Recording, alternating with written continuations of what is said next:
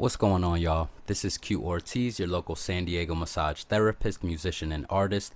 And I'm basically going over this session. I actually missed recording a session because it happened so spontaneously. And I ended up doing two sessions this day. One was listening and then refining the bass track. So going through the bass, picking out parts that I felt, oh, this should go here, cut out on the drums for one of the parts later in the last verse. Then just, more listening. So that was the one session that I didn't record. Then this session that I did record, it was a little more touching in. And then I just decided to pull out the keys. I said, all right, it's time. Just pull out the keyboard, look at sounds, then start to play around and see what comes of it. And through this process, I noticed there wasn't a lot that I felt like, oh yeah, this sound or this particular, like the piano worked for this song. And maybe it does, like say if I had a piano player, they might be doing some like doing some other stuff. But I just didn't feel like the sound was going with the particular production where I like the production deep how it is. Like it's real raw, like funky. And the piano was a little too bright. So yeah, I'll see just moving forward, but it is a chance to practice keys. Just boom, plug it in and then go find chords, just practice, because for me that's one instrument that I do want to improve on. So it just gives me that opportunity to have a song to play along with and just explore. I did find something just sort of like a twinkly, chimey kind of sound that I ended up liking, just real subtle to give more of a spaciousness. Because when I was sitting back listening to it, I felt like this particular sound added dimension. It felt like I was in a sort of sound healing, and I like that idea. I like that feeling. So I started to look at how I could incorporate it into the track. And I ended up just being very minimal with it and then adding reverb onto it later, just so it's very subtle, just ethereal, but it gives that sense that it opens up the space and adds a little bit of the high, like very high, where nothing really gives that. A lot of it's mid.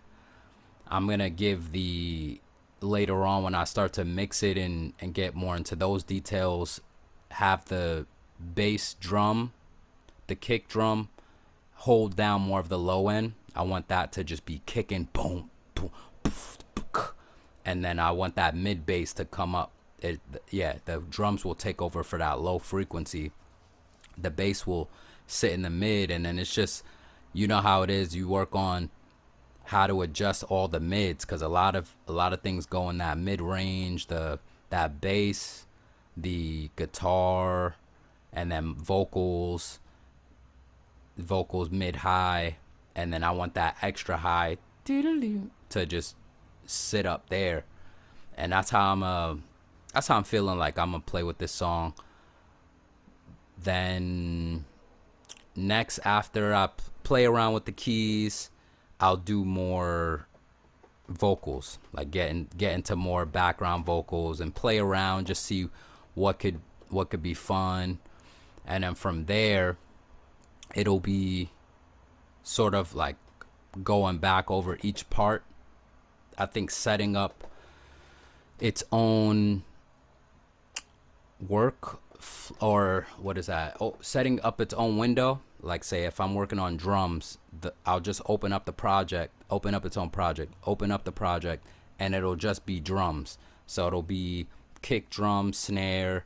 I could separate them, start panning them, play with the panning, add the scratch track in there. Like I could add the track with no drums, just so I could map it out and I could see where I am in the song, and then just sort of adjust EQ and that kind of thing. Just start to get into that mixing process, and yeah, from that, just bass, work out the bass, clean up certain parts. Like, okay, I like this, I like the arrangement, I like what it's doing, but I want to redo this part so that it is just clean once I play through it. Then the guitar, background vocals, just basically the whole thing, just redo everything if it needs to be redone to make it all clean, have the instrumental solid while mixing, work on the levels, and then yeah, at that point it should be a track that you could vibe with. And then if it needs any other touch-ups, go to the mastering process, then just like, yeah, add a little more dynamics. But yeah, I'm just having fun. I'm looking forward to just going through each part and practicing. Like, this is an opportunity to grow. Every time I record, there's always growth, because you jump in the fire. You got to put the hours in, you got to put the time in just to get the sound to where you want it. And oh man, I messed up here, or this is flat. So then it just gives you goals to work towards with your tools.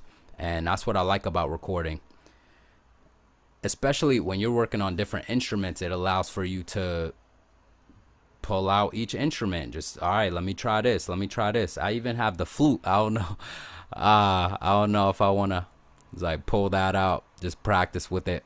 It might be fun just to, I think it's here, or it might be tucked in, it might be in my closet. Yeah, I think it's in the closet. But yeah, different opportunities to grow, to practice your instrument, to keep yourself accountable, because you have this project that you want to see to completion.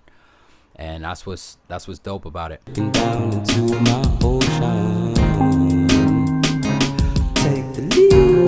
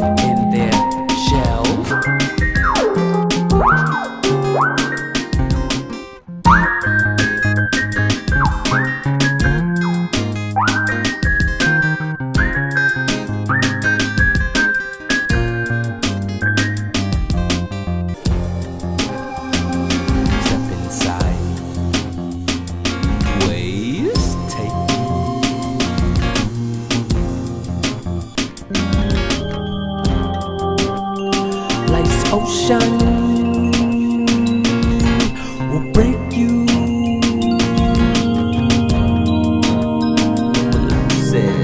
Alright, so to the next session. If you like this video, click like. If you have any questions or comments, drop a comment below. And if you want to continue on this journey with me, click subscribe and we can vibe. Peace out.